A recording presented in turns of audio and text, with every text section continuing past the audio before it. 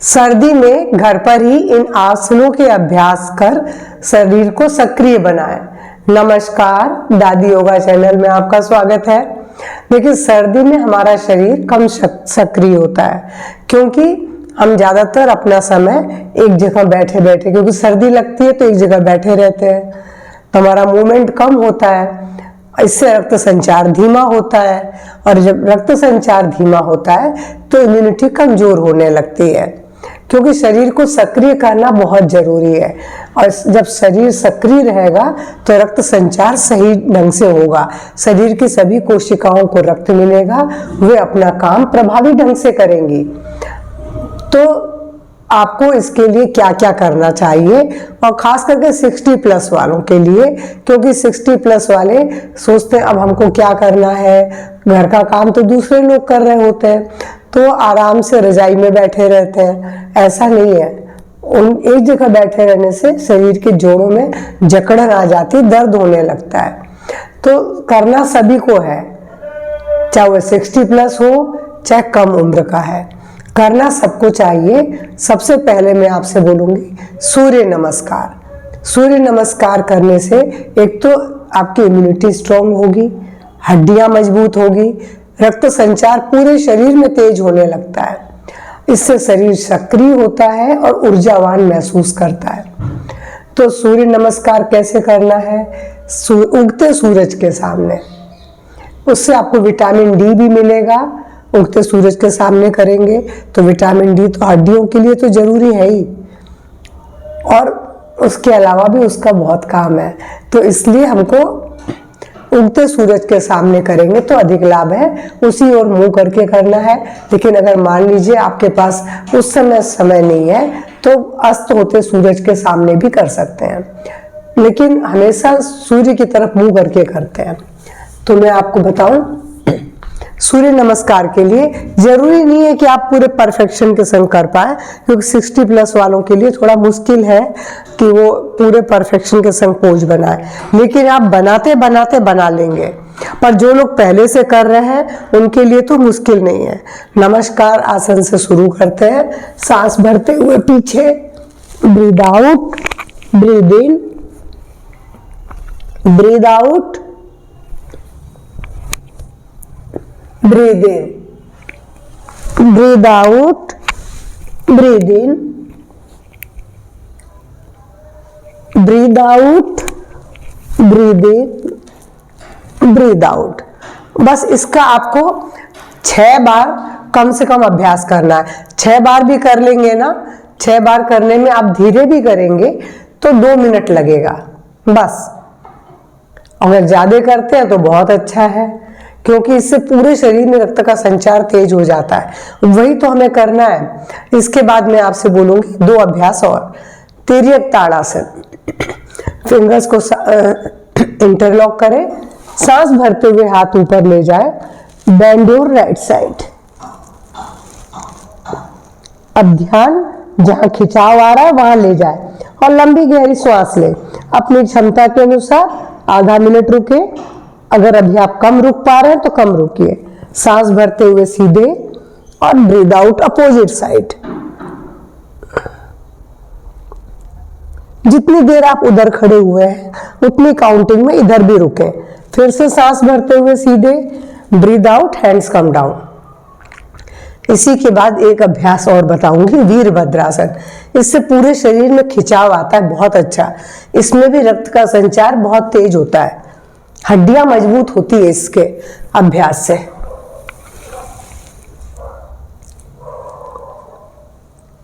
ये आपके फैट को भी कम करता है। सांस भरे, सांस छोड़े। इस पोज में आप अपनी क्षमता के अनुसार आधा मिनट से जितनी देर रुक सकते हैं रुकिए। अगर 15 सेकंड भी रुकते हैं तो कोई बात नहीं, धीरे धीरे समय बढ़ ही जाएगा। सांस भरते हुए सीधे, फिर से इसको अपोजिट साइड।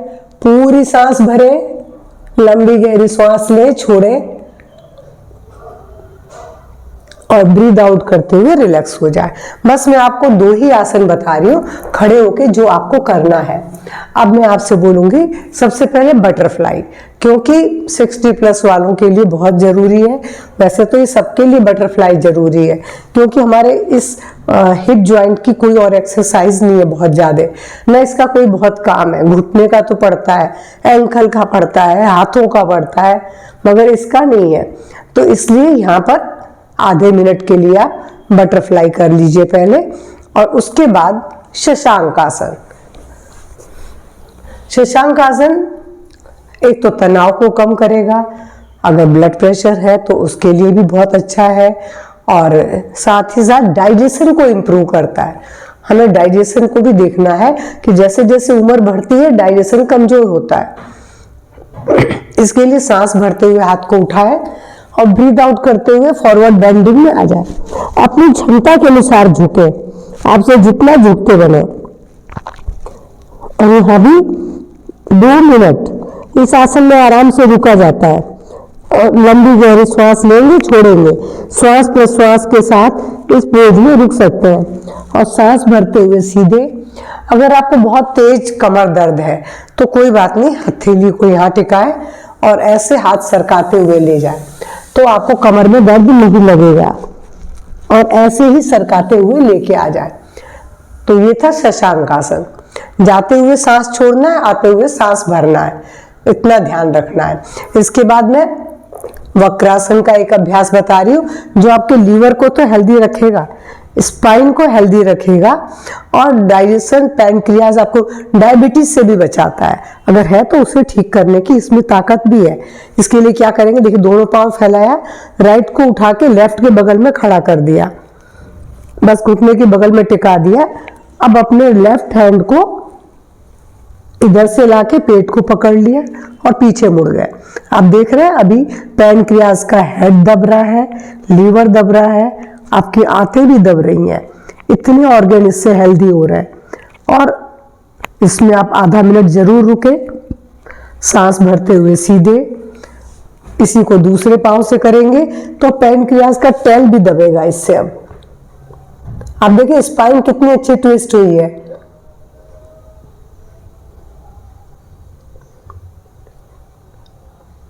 सांस भरते हुए सीधे। जब लीवर हेल्दी होगा तो डाइजेशन अच्छा होगा।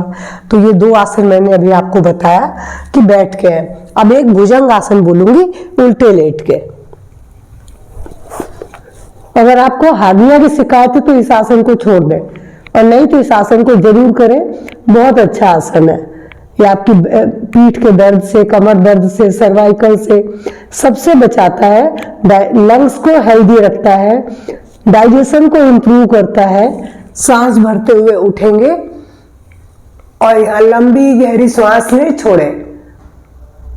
आप देख रहे हैं कि इसमें अपर पार्ट कितना अच्छी तरह खींच रहा है और बैक मसल्स रिलैक्स हो रही है।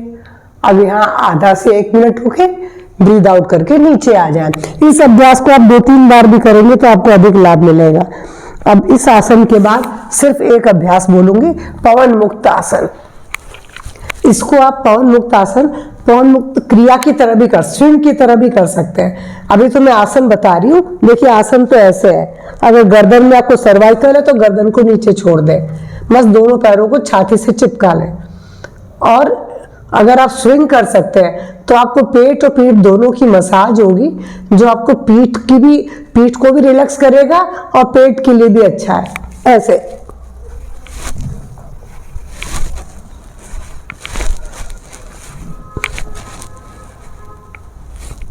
सांस भरते हुए सीधे। आप देख रहे हैं इतने थोड़े से अभ्यास से पूरे शरीर में रक्त का संचार तेज हो गया है। बस इतनी से आसन भी करेंगे तो सवाल ही नहीं है, आप बिल्कुल रोगों से बचे रहेंगे, शरीर सक्रिय रहेगा, जोड़ों के दर्द से बचे रहेंगे। तो अब इसके बाद बोलूँगी कुछ प्राणायाम तो करना चाहिए, क्योंकि प्राणायाम प्राण के संचार को शरीर में बढ़ाता है और रोग मुक्त रखने में हमारी बहुत सहायता करता है। सबसे पहला कपालभाति, जो बहुत सरल है, अनुलोम विलोम, ये भी बहुत सरल है, और भ्रामरी, जो तनाव मुक्त रखती है, गहरी नींद दिलाने में सहायक है। क्योंकि जैसे जैसे उम्र बढ़ती है तो हमारी नींद के घंटे तो कम होते हैं, नींद की क्वालिटी भी खराब होने लगती है। तो एक अच्छी क्वालिटी वाली नींद लेने के लिए भ्रामरी प्राणायाम भी आपकी बहुत मदद करेगा। तो आपको कपालभाति में करके बताऊं, अगर आप वज्रासन में बैठ के करना चाहें तो वज्रासन में करिए, वरना सुखासन में भी कर सकते हैं और पद्मासन में भी कर सकते हैं। ये आपकी अपनी क्षमता है कि आप किस में करना चाहते हैं। और इस तरह बैठने के बाद अपनी ज्ञान मुद्रा बनाएं। ज्ञान मुद्रा मन को शांत रखती है, तनाव मुक्त रखती है, सिर संबंधी जितनी भी प्रॉब्लम है उससे निजात दिलाने की इस मुद्रा में बहुत अधिक ताकत है। तो इस मुद्रा के अभ्यास से आप आंखें पहले बंद कर लें और कपालभाति का पहले धीमी गति से फिर तेज, ऐसे अभ्यास करना है। आप करना 2 मिनट ही है, आप 2 मिनट भी करेंगे तो भी लाभ। अगर कोई रोग होता है तो मैं बोलती हूँ ज्यादा करिए, और अभी रोग नहीं है, आपको सिर्फ स्वस्थ रहने के लिए, शरीर को सक्रिय रखने के लिए करना है तो 2 मिनट भी कर सकते हैं।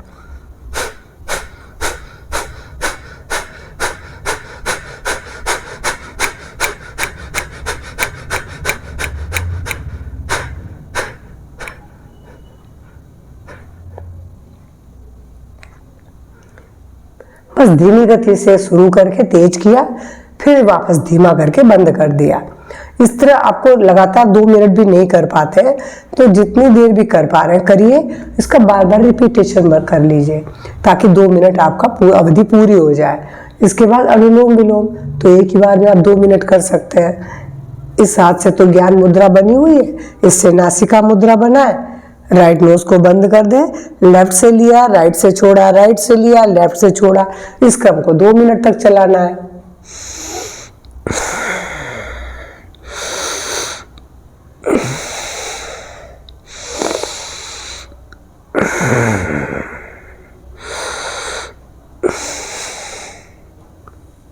कितना सरल था। अब इसके बाद भ्रामरी भी ऐसी सरल है। जीभ को तालू में लगाना है, कान बंद करना है, आंख बंद करना है, मुंह बंद करके माँ बोलते हुए श्वास को छोड़ना है, और जो उसका कंपन होगा ध्यान यहाँ पर रखना है क्योंकि उसका कंपन यहीं पर आता है।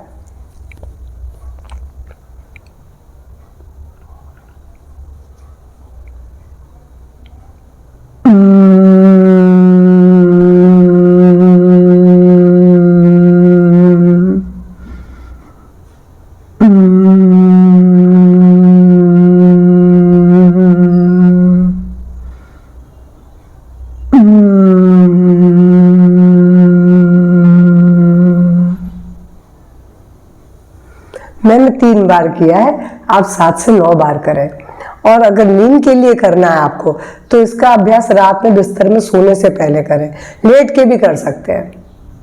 दिन में बेशक आप 5-7 बार करके छोड़ दें, लेकिन रात में बिस्तर में जाके आप 11 बार करें और लेट के करें तो 100% आपको नींद अच्छी आएगी।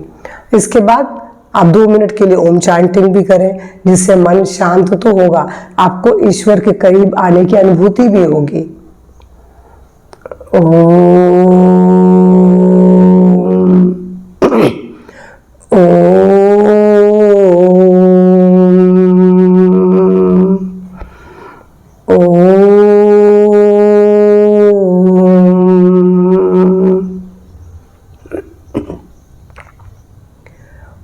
में ओ के बाद म का भी उच्चारण उतना होना चाहिए कि आपका पूरे फेस के ऊपर म के वाइब्रेशन को महसूस कर सके।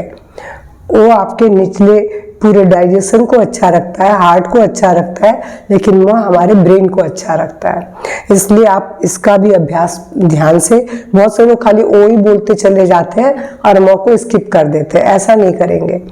तो जितनी चीजें बताई, अगर आप 60+ हैं तो इन अभ्यासों को जरूर करें, पर ऐसा नहीं कि कम उम्र वाले नहीं कर सकते, कर सब सकते हैं, सबके लिए उतना ही फायदेमंद है।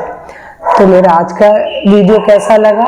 पसंद आए तो लाइक शेयर करेंगे, चैनल से पहली बार जुड़ रहे हैं तो सब्सक्राइब करेंगे। नमस्कार, धन्यवाद।